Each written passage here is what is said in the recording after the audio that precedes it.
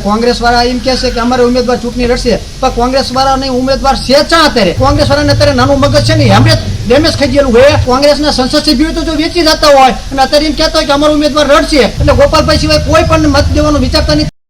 આજે વાત કરવી છે માવતર વગરના વિસાવદરની. હવે તમને એવું હશે કે હું કેમ માવતર વગરનું વિસાવદર કહું? વિસાવદરમાં તો ઘણી બધી જનતા રહે છે. વિસાવદરનું રાજકારણ પણ સૌને ખબર છે. વાત એ છે કે એક ધારાસભ્યએ રાજીનામું આપી દીધા બાદ ત્યાંનું વહીવટ કોણ કરે છે વિસાવદરનું, અને વિસાવદરની જનતાનું કોણ સાંભળે છે, કોઈને નથી ખબર. પણ ચૂંટણીની જાહેરાત હજુ થઈ નથી. એ પહેલા તો ઉમેદવાર એક જાહેર થઈ ગયા છે, અને એ એવા ઉમેદવાર કે જે લોકોના આંખે હવે આવી ગયા છે, અને લોકો પણ એવું કહી રહ્યા છે કે એ ઉમેદવાર જીતે તો આપણું કંઈક ઉદ્ધાર થાય એમ લાગે છે. એક ખેડૂતનો વિડીયો સામે આવ્યો. એ વિસાવદરના ખેડૂત છે, અને વિસાવદરના ખેડૂતે કોંગ્રેસે ગઠબંધન ન કરવાનું કહ્યું અને ઉમેદવાર જાહેર કરવાની વાત કરી. આ વાત થતાની સાથે જ એ ખેડૂતે કોંગ્રેસને આડે હાથ લીધી છે. નમસ્કાર, આપ જોઈ રહ્યા છો ન્યૂઝ રૂમ અને આપની સાથે હું છું ભાવિક. પહેલા તો તમે અમારી ચેનલને સબસ્ક્રાઇબ નથી કરી તો અમારી ચેનલને સબસ્ક્રાઇબ કરી લો, બેલ આઇકનને દબાવી દો, જેથી કરીને પડે પડના સચોટ સમાચાર તમને તમારા મોબાઈલ પર તરત જ મળી રહે. વાત ગુજરાતની કરવી છે, વિસાવદરની કરવી છે. વિસાવદરની અંદર ભૂપત ભાયાણી જ્યારથી ધારાસભ્ય બન્યા હતા, આમ આદમી પાર્ટીમાંથી ચૂંટાઈને લોકોએ એમને જનપ્રતિનિધિ બનાવ્યા. પરંતુ ભૂપતભાઈ ભાયાણીને એવું લાગ્યું હશે કે આમ આદમી પાર્ટીમાં આપણો ઉદ્ધાર નહીં થાય, એટલે ભારતીય જનતા પાર્ટીમાં જવું પડશે. ત્યાંના લોકો પાસેથી જાણવાના પ્રયત્ન કર્યા તો લોકો એવું કહ્યું કે લોભ અને લાલચમાં આવીને ભૂપતભાઈએ રાજીનામું આપી દીધું. હવે કઈ લોભ અને કઈ લાલચમાં આવીને ભૂપતભાઈ ભાયાણીએ રાજીનામું આપ્યું એ તો મને નથી ખબર, પણ ભૂપતભાઈ એક વાર પણ ન વિચાર્યું કે મને જેણે મતદાન આપ્યા, જેને મને જીતાડ્યો, એ લોકો સાથે હું વિશ્વાસઘાત કરી રહ્યો છું. કાંઈ વાંધો નહીં, એ વયા પણ ગયા ભારતીય જનતા પાર્ટીમાં, જોડાઈ ગયા, પછી તો દેખાણા નથી ક્યાંય. પણ હવે જે ચૂંટણીના જે વાવડ મળ્યા છે, એ ચૂંટણીના વાવડ વચ્ચે ગોપાલ ઇટાલિયાને જે આમ આદમી પાર્ટીમાંથી ઉમેદવાર તો જાહેર કરી દીધા છે, કારણ કે વિસાવદરના આસપાસના વિસ્તારોમાં ઇકોઝોનનો મુદ્દો ખૂબ ચગ્યો હતો. આ ઇકોઝોનના લડતમાં સૌથી વધારે મજબૂતાઈથી લડ્યું હોય તો ગોપાલ ઇટાલિયા આમ આદમી પાર્ટીના મુખ્ય નેતાઓ હતા. રેલીઓ, મિટિંગો, સભાઓ, રાત્રિ સભાઓ, ખેડૂતો સાથે બેઠક, અધિકારીઓ સાથે બેઠક, આ બધું જ ગોપાલ ઇટાલિયાએ કર્યું. અને આ જ કામના કારણે આજે ખેડૂતો ગોપાલ ઇટાલિયાના કામને વખાણી રહ્યા છે.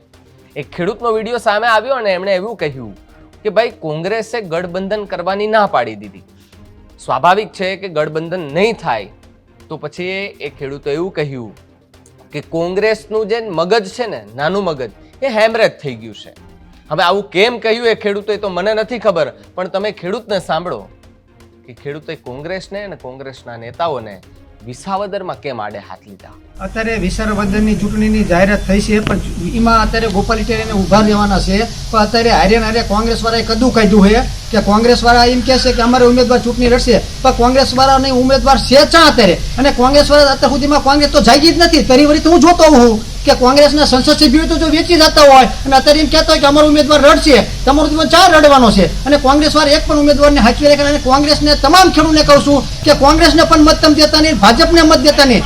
ગોપાલભાઈને તમે જીતાડો ને ગોપાલભાઈ તમારો અવાજ બની આવવાના છે, એટલે ગોપાલભાઈ સિવાય કોઈ પણ મત દેવાનું વિચારતા નહીં. તમને લોલીપોપ આપે, તમને પ્રેશર કરે, દબાણ કરે તો બધી હાયા રાખવાની, પણ મત ગોપાલ ઇટાલિયાને દેવાના છે. અને ખેડૂતનો નેતા છે અને ખેડૂતનો અવાજ થઈને જ આવવાનો છે, અને આવવાનો જીતવાનો છે. એટલે કોંગ્રેસ વાળાના ભરમામાં કોઈ આવતા નહીં. અને કોંગ્રેસ વાળાને અત્યારે નાનું મગજ છે ને હેમરેજ ડેમેજ થઈ ગયેલું હોય, એટલે કોઈ ખેડૂતની એના ભરમામાં આવતા જ નહીં. અને ભાજપમાં પણ આવતા નહીં, કારણ ઇકો ઝોન ફેંકી દીધું છે તો અત્યાર સુધી બધા જ્યાતા ચા, એટલે ખેડૂતની કોઈ વેદના જાણતું નથી. અને ગોપાલ ઇટાલિયા એક જ જાણે છે. એટલે તમામ ખેડૂત ભાઈને વિનંતી કરીને કહું છું કે ગોપાલભાઈને મત આપીને જંગી મતથી વિજય બનાવો, તમારો અવાજ ઉઠાવશે અહીંયા. તો જે પ્રકારે તમે આ ખેડૂતને સાંભળ્યા, વિસાવદરના ખેડૂત હતા, અને જે કોંગ્રેસે ગઠબંધન કરવાની ના પાડી અને પોતાનો ઉમેદવાર વિસાવદરમાં ઉભો રાખવાની જે વાત કરવામાં આવી છે, ત્યારે ખેડૂતના શબ્દો એ હતા કે તમારા નેતાઓએ શું કર્યું? અહીંયા કશું જ નથી કર્યું. સરકાર હતી છતાં પણ કશું નથી કર્યું. એટલે અમારે અહીંયા કંઈ જોતું જ નથી. અમારે તો ગોપાલ ઇટાલિયાને જીતાડવાનો છે, કારણ કે એ ખેડૂત સામે જુએ છે. સ્વાભાવિકપણે કે મારું કોઈ કામ કરતું હોય તો હું એને જ સપોર્ટ કરવાનો છે.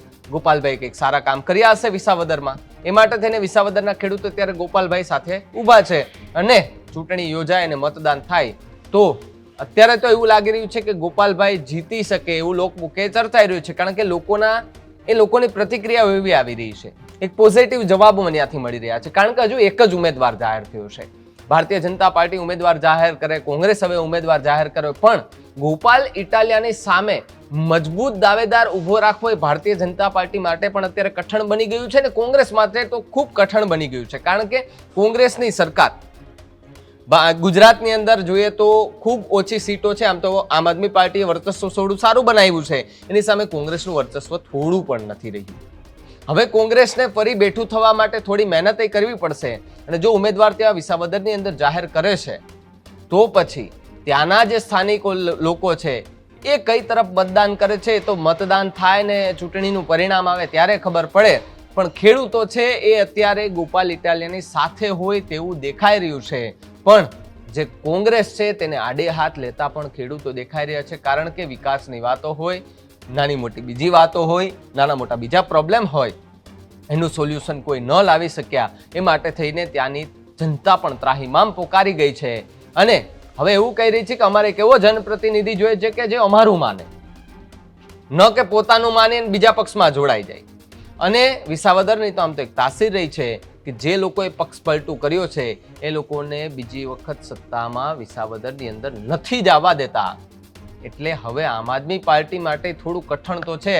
કારણ કે ભારતીય જનતા પાર્ટી એવા જ ઉમેદવાર રાખશે કે જે આપણે વિચાર્યું પણ નહીં હોય. કારણ કે નરેન્દ્ર મોદી અને અમિત શાહ આ બંનેના નેતૃત્વની હેઠળ એક નવા ચહેરાનો ઉદય થાય છે એ આપણે સૌને ખબર છે.